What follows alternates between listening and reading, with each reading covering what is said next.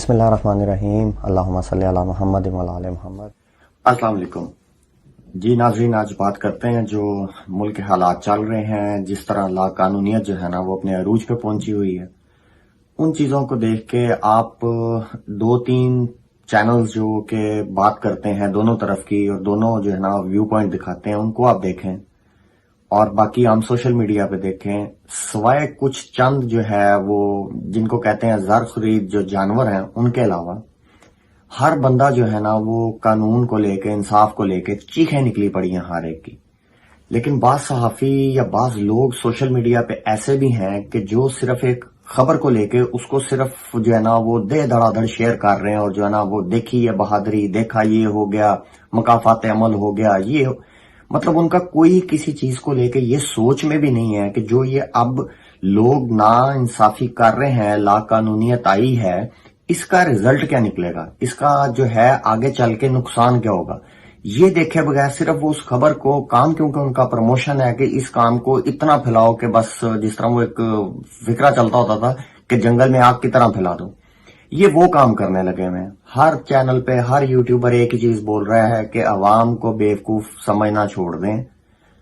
کتنا جھوٹ بولیں گے، عوام 80-90 کی دہائی والی نہیں ہے، سب کو سمجھ آ گئی، سوائے ان جو ہے 40-50-70 لوگ جو ہیں سوائے ان کے۔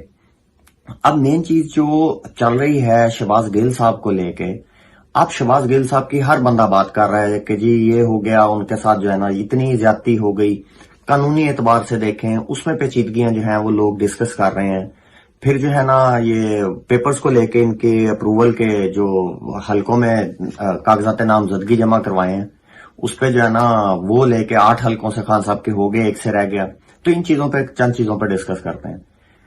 قانون کو دیکھیں، ایک قانون وہ ہے جو پوری دنیا میں ہے، جو انسانیت کو لے کے ہے۔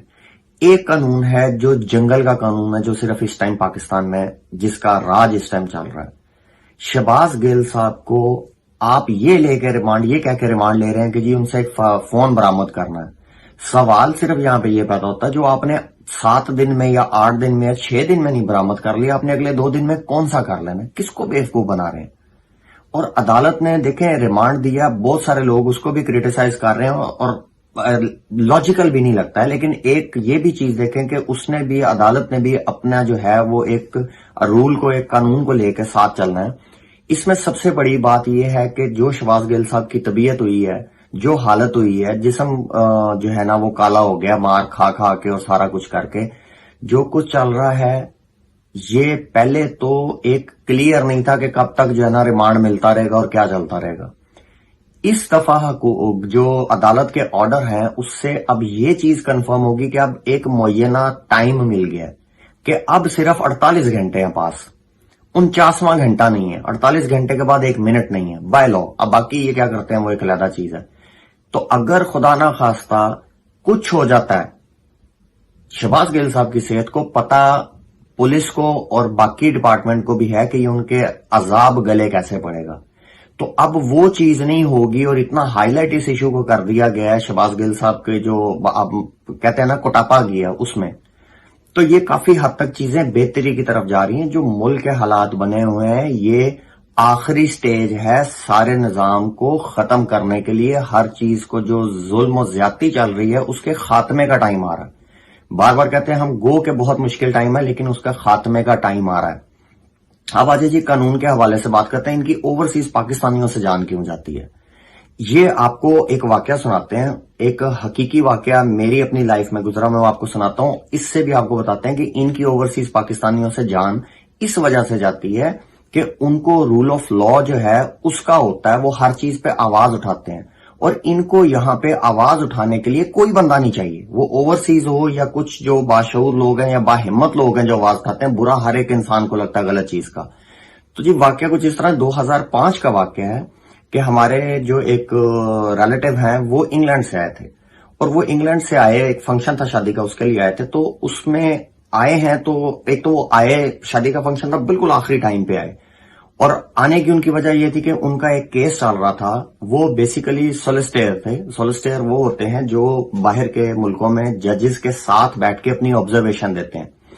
تو وہ آئے ہیں اور کچھ ٹائم کے بعد ایک آدھے دن بعد شام کو جیسے مجھے بولتے ہیں کہ یار ذرا انٹرنیٹ کیفے جانا. ان دنوں میں یہ وائی فائی کا بہت زیادہ رجحان نہیں تھا گھروں میں، جس طرح اب کامن ہو گئی ہے اور ہر گھر میں جو ہے نا وہ وائی فائی ہے.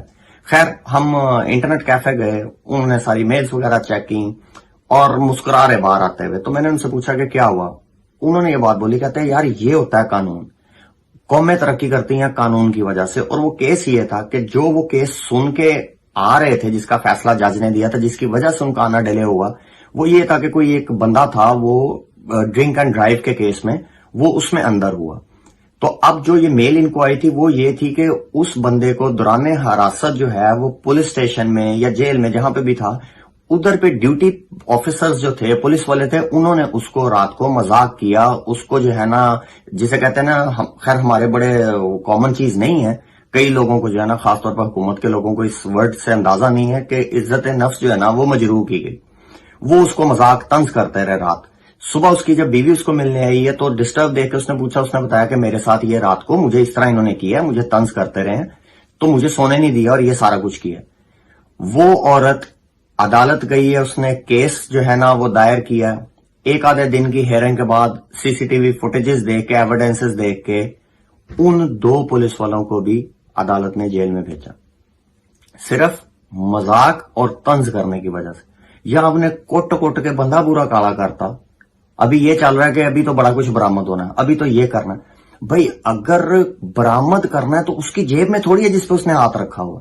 برآمد کرنے کے لیے آپ کو اس کے گھر کا پتا، آفیسز کا پتا، کہاں آنا جانا آپ کو وہ پتا کہ اس کی ذات کا ضرورت آپ کو کیا ہے. آپ کو پولیس نے انویسٹیگیشن سے تو نہیں روکا.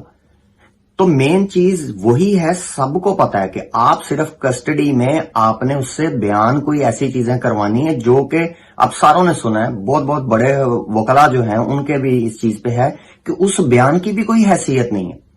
لیکن ان کو یہ چاہیے کہ پی ٹی آئی کے جو آپ کو بار بار کہتے ہیں سیکنڈ لیڈرشپ یا تھرڈ ہے، اس کو ڈرائیں، اس کو کس طرح کریں. اور جو اپنے جو ادارے ہیں جو ان کے پورا ان کے اشاروں پہ چل رہے ہیں، جیسے الیکشن کمیشن ہے، وہاں کم از کم ان چیزوں کو لے جا کے وہاں ادھر پیش کر کے جھوٹی سچی کر کے خان صاحب کو جو ہے وہ ڈسکوالیفائی کرائیں.